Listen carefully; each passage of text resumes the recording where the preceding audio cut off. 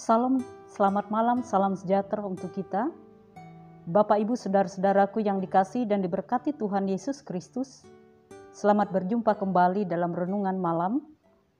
Dan pada malam hari ini bagian firman Tuhan yang menjadi renungan kita terdapat di dalam kitab Perjanjian Lama, yaitu 1 Samuel pasal yang ke-15 ayat yang ke-10 hingga yang ke-21. Baiklah, saya akan membacakan bagian firman Tuhan, yaitu pada ayat yang ke-10. Demikian bunyinya. Lalu datanglah firman Tuhan kepada Samuel demikian.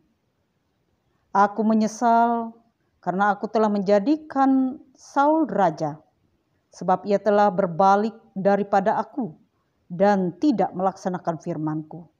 Maka sakit hatilah Samuel, dan ia berseru-seru kepada Tuhan semalam-malaman. Demikian firman Tuhan. Yang berbahagia ialah mereka yang mendengar firman Allah dan memeliharanya. Amin.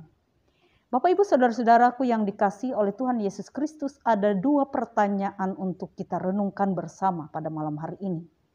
Yang pertama ialah, mengapa Allah menyesal atas Raja Saul?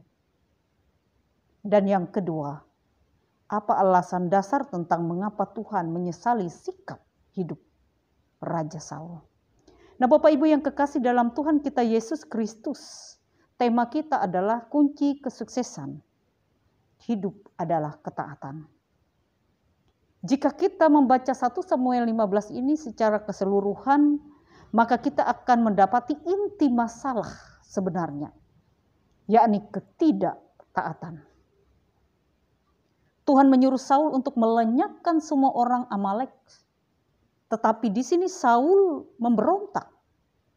Itulah sebabnya Tuhan berkata, aku menyesal karena telah menjadikan Saul raja, sebab ia telah berbalik daripada aku dan tidak melaksanakan firman.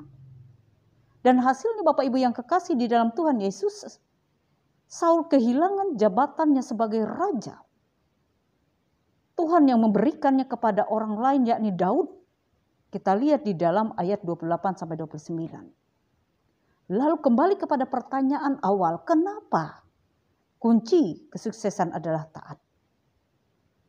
Allah berfirman, apakah Tuhan itu berkenan kepada korban bakaran dan korban sembelihan sama seperti kepada mendengarkan suara Tuhan? Sesungguhnya mendengarkan lebih baik daripada korban sembelihan, memperhatikan lebih baik daripada lemak domba-domba jantan. Sebab pendurhaka adalah sama seperti dosa bertenung, dan kedegilan adalah sama seperti menyembah berhala dan terafim. Jadi karena engkau telah menolak firman Tuhan, maka ia telah menolak engkau sebagai raja. Dalam hal ini Nabi Samuel menegur Saul, perbuatanmu itu bodoh. Engkau tidak mengikuti perintah Tuhan Allahmu yang diperintahkannya kepadamu. Sebab sedianya Tuhan mengokohkan kerajaanmu atas orang Israel untuk selama-lamanya.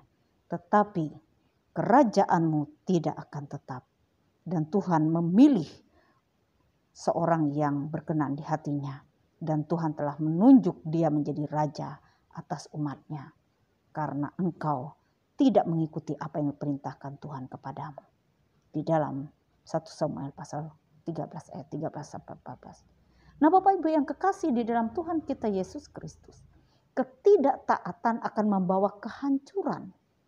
Ketidaktaatan akan membawa satu kegagalan yang besar bagi Saul. Ia kehilangan jabatan sebagai seorang raja. Dan dalam hal ini, Bapak Ibu yang kekasih di dalam Tuhan kita Yesus Kristus, firman Tuhan juga mengingatkan kita, mengajarkan kita kepada orang yang percaya siapapun kita. Dalam hal ini, Bapak Ibu yang kekasih, sebagai firman Tuhan dikatakan dalam ayat yang ke-11, aku menyesal karena aku telah menjadikan Saul raja. Artinya penyesalan yang digambarkan di sini adalah kenapa Saul ini dipilih. Toh dia tidak percaya dan dia tidak menjalankan perintah Tuhan. Demikian juga dalam kehidupan kita sebagai orang percaya.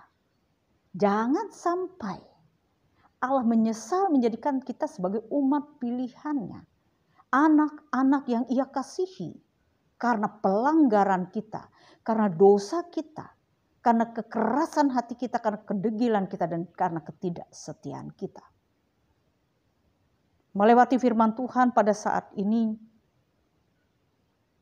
mari dipertanyakan kepada kita semua, apakah kita masih taat kepada Tuhan? Jika kita tidak taat, maka kita akan kehilangan janji-janji Tuhan bagi kehidupan kita. Dan sudahkah kita mentaati perintah Tuhan itu dalam kehidupan kita? Jika kita belum mentaati, apa komitmen yang kita lakukan dalam hal ini? Bapak Ibu yang kekasih, firman Tuhan katakan bahwa mendengar itu lebih baik. Karena itu bagi kita sebagai orang percaya, sebelum kita melakukan segala sesuatunya, dengarkan dulu. Karena ketika kita salah untuk mendengar, maka kita akan pun salah untuk melakukan. Mungkin kita berpikir kita sudah melakukan semuanya apa yang Tuhan perintahkan. Tetapi karena kita salah mendengar, kita terlalu banyak berbicara kepada Tuhan, meminta, memohon. Sehingga sedikit waktu kita untuk mendengar, bersaat teduh, maka kita salah melakukan apa yang Tuhan kehendaki. Kita pikir kita sudah melakukannya dengan baik. Dan itu terjadi dengan Saul. Saul katakan, aku sudah melakukan itu sesuai dengan perintah Tuhan. Padahal kan dia tidak sungguh-sungguh mendengar perintah Tuhan, tidak taat. Karena itu Bapak Ibu yang kekasih, mari saat ini kita sungguh-sungguh mendengar firman Tuhan. Dan tidak hanya sampai di sana, renungkan dulu. Baru kita melakukannya. Kalau kita mendengar sepintas kemudian langsung melakukannya, niscaya kita akan salah melakukan apa yang Tuhan kehendaki. Nah, biarlah Bapak Ibu yang kekasih, kita menyatakan gaya hidup ketaatan kita agar kita mengalami Tuhan itu dalam kehidupan kita dan kita melakukan kehendak-Nya dengan baik dan benar. Dan Tuhan akan menuntun kita untuk melakukannya itu. Dan biarlah ketaatan kita, kesetiaan kita akan membawa kesuksesan dalam kehidupan kita. Baik secara jasmani maupun rohani. Tuhan memberkati kita, firman-Nya tidak akan sia-sia. Mari kita berdoa. Bapa di dalam Yesus Kristus, kami mengucap syukur atas firman Tuhan yang sudah kami renungkan bersama.